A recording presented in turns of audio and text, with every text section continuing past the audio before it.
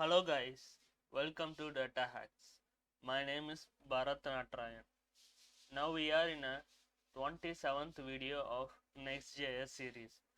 In this video, I'm gonna explain about API routing with post method. In my previous videos, I have explained what is API and how to use the post method or get method with the API routing. If you don't know, don't worry. I will provide the link in the top right corner of this video. So without any delay, let's get into the practical demonstration. First of all, I'm gonna create a form tag, form and form. Within this, I'm gonna provide the on submit, and first of all, I'm going to provide one input tag, input tag slash. So I'm gonna provide input type as a text and a name, and inside I'm gonna provide the button tag, button. So here insert, I'm gonna provide the name as a insert. After this, I'm going to provide the arrow function inside the on submit function. So here we got, here I'm gonna provide the event. So within arrow e dot prevent default to prevent the refresh of the page at the beginning of the function. After that, I'm gonna create a new variable called data to store the value of the input, e dot target dot name, which we provide to the input tag, then value. So it will store the value in the data. After this, I'm gonna create new variable called response to fetch the data. So fetch. So every time we use fetch, we have to provide await. If we have to provide await, the function should be in asynchronous. So I'm going to convert the function into asynchronous. So inside fetch, we have to provide the URL or destination get. So my destination is this. If we leave in the same way, it will consider itself as a get method. For now we want to use the post method, so I'm going to provide the method post. After this, body. After this, headers.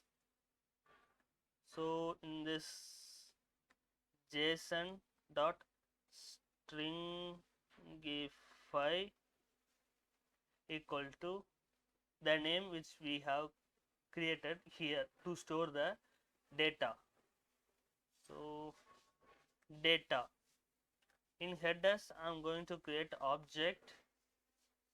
This object going to have content type.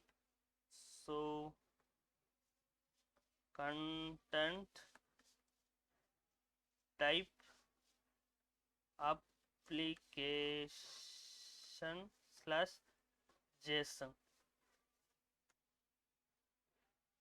So here also we have to provide the object.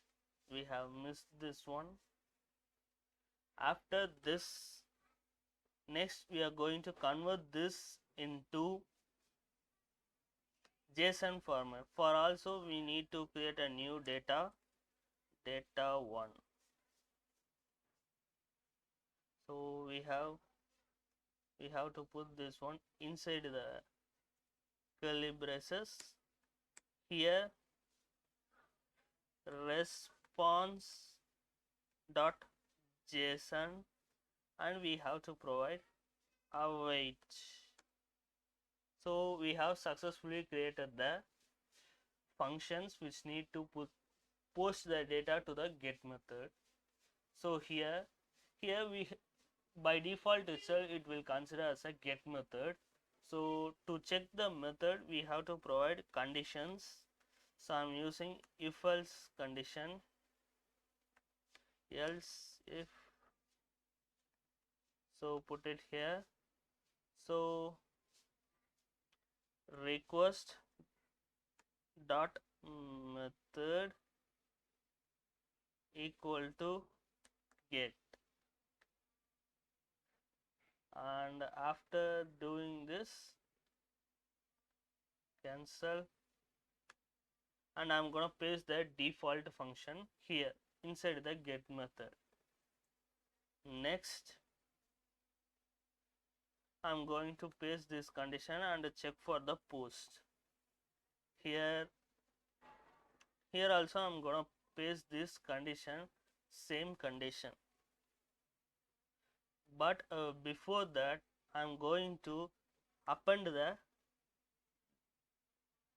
data inside this data function. So data name and string literals request dot body dot data. So if we trigger the application, then we can get the results.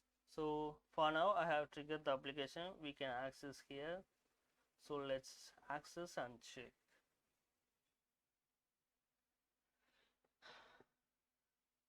So first of all I'm going to provide name and insert. Let's call here. We have received the same name. So this one is used to insert the name, this one is used to print. Like this insert button use the post call, this call button is used the get method, like we have seen in the previous video. This is how the API routing post method is happening. So guys, we have reached the final part of this video. I am going to ask one question, provide your solution in a comment section so you can evaluate yourself how deeply you have understand what is the use of get method versus post method. Provide your thoughts in a comment section. Hit the like button and hit the subscribe button so you can get the updates regularly. Thank you.